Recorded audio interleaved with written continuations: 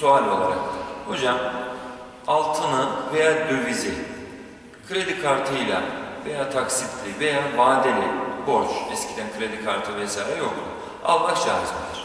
Sual bu. Cevapta değerli kardeşlerim, bu altının, gümüşün veya diğer para birimlerinin, ister dolar olsun, ister euro olsun veya başka bir para birimi olsun, diyelim riyal, hacca gideceksiniz. Siz gidip riyal alacaksınız ama diyorsunuz ki ya dövizci kardeş, sarraf kardeş, kusura bakma benim param yok. Bu riyale de ihtiyacım var. Bana kredi kartıyla riyal satar mısın? Buna genelde girmiyorlar. Yani şu ana kadar hiç şahit olmadım. Döviz satan kredi kartıyla. Fakat altını kredi kartıyla satıyorlar. Fakat değerli kardeşlerim, tek cümleyle ifade etmek gerekirse kesinlikle kredi kartıyla altın veya gümüş satın almak ya da satmak caiz değildir. Bu haramdır. Niçin? Çünkü açık, net bir düzenlemedir. Hazreti Peygamber altı madde hadisi diye meşhurdur. Orada altın, gümüş, buğday, arpa, tuz ve hurma diye zikrediliyor. Bizi ilgilendiren özellikle ilk ikisi altın ve gümüş. Orada Hazreti Peygamber buyuruyor ki bunların satışında yeden yedin, yani peşin para alacaksın, malı vereceksin, yeden bir yedin. Aynı para birimi ise, mesela altın altına, gümüş gümüşe mübadele ediliyorsa veya döviz dolar dolara, yani bu çok biz anlayabileceğimiz bir şey değil ama böyle bir mübadele yapılıyorsa o zaman da mislen bir mislin olacak. Gramı gramına, adedi adedine, nominal değeri nominal değerine olacak. Arada bir fazlalık olursa bunun adı ne olur? Ribel fadıl olur. Fazlalık ribası olur. Hocam kredi kartıyla olursa, fazlalık istemiyorum, kredi kartıyla olursa, kredi kartıyla olduğu zaman da yeden bir yedin ilkesi ihlal edildiği için o da ribel nesiye olur. Onun için ribel nesiyeye düşmemek, harama bulaşmamak için değerli kardeşlerim, ister altın, ister gümüş, isterse döviz satışının peşin olması gerekir. Hocam peşin değil de maaş kartımla olabilir mi? Ben şahsen bu kanaatteyim. Yani bu konuda ihtilaf var. Fakat ben kendi kanaatimi burada belirteyim. Maaş kartınız değerli kardeşlerim, akşamleyin sizin hesabınıza yatacak paranın sizin sanal bir ortamda, bankacılık sisteminde yaptığınız satışın sizin üzerinize kayıtlanması ve akşamda mesai sonrası işte 4.30'dan itibaren o paranın size yatması demektir. Aynı şuna benziyor. Burada banka sizin vekiliniz oluyor. Bankaya diyorsunuz ki, bankacı efendi akşam saat 4.30'da bu adama bu parayı gönder. O da tamam ben notumu aldım, göndereceğim demektir. Burada sizin vekiliniz aynı zamanda da karşı tarafın da vekili olmaktadır.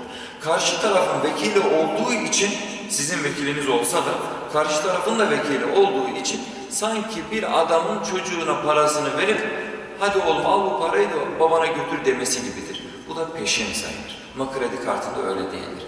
Kredi kartı bazen 40 güne kadar, bazen taksit yapılır, 3-5 ay, 10-12 aya kadar taksitlendirme yapılır ki bu zaten vadeli satıştır. Bu kesinlikle caiz olmayan bir satıştır. Ama post makinesinden, maaş kartınızdan direkt karşı tarafın hesabına geçiyorsa fakat reel olarak akşam onun hesabına yatsa dahi bu yine caiz olabilir. Çünkü bu sarraflık işlemleri de hakikaten bazen öyle çıkmaza onları sokuyor ki bizi araya fetva almak istediklerinde gerçekten onların işleri çok zor.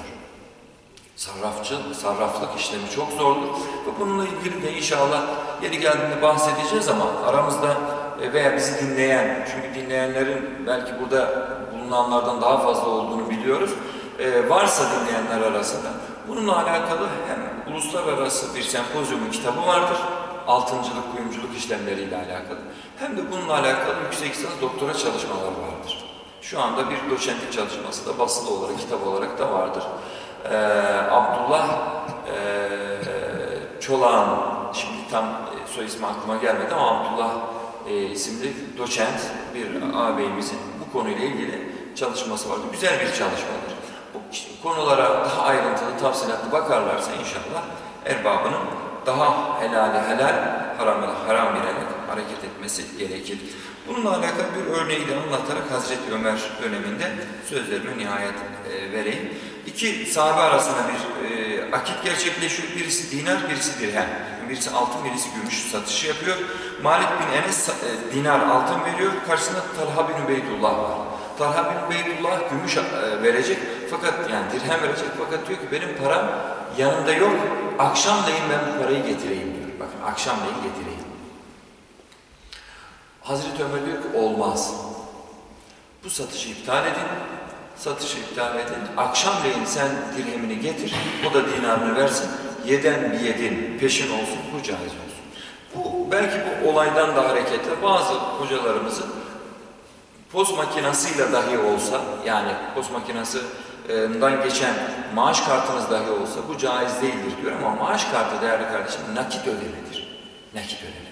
Sizin çıkarıp cebinizden doğrudan kağıt vermeniz çok önemli değildir. Çünkü kağıt dediğiniz şeyin aslında bir değeri yok. Bu tamamen nominal bir değerdir. Size devlet diyor ki bu paradır, bunu kullanabilirsin. Kredi kartı da aslında böyledir. Sizin maaş kartınız da böyledir. Cebinizde para taşımak zorunda değilsiniz. Çünkü para taşımak risktir. Hırsıza, çalım, kaybolmasına karşı kredi kartınızın daha güvencesi vardır. Onun için kredi kartı değil, maaş kartınızda ödeme yapmanız nakit bir ödemedir ve karşı tarafın da vekilidir o banka. Sizin de vekiliniz olduğu gibi. İki tarafın vekili bir kişi de cem olabilir mi? Olabilir. Burada bu mümkündür. Ve ben biraz da sarraflığın önünü açmak, biraz da işin kolaylaşmasını sağlamak. Çünkü İslam her şeye haram dediği zaman zaten bakıyorsunuz ki Osmanlı'da olduğu gibi bütün sarraflar, bütün istihdam üretenler Yahudi, Hristiyan, ateist oluyor. Allah kapitalist gibi, bir Yahudi, Hristiyan gibi değil, mümin gibi ticaret yapan fakat zengin olan, istihdam üreten ve insanlara da sürekli infak eden Allah'ın dinine maddi manevi destek olan o güçlü insanlardan, veren el olanlardan bizleri de eylesin. Helalden bizleri ayırmasın. Helalle yetinip haramdan uzak durmayı nasip ve müyesser eylesin. Ve ahir da'vana enelhamdülillahi rabbil alemin. El Fatiha.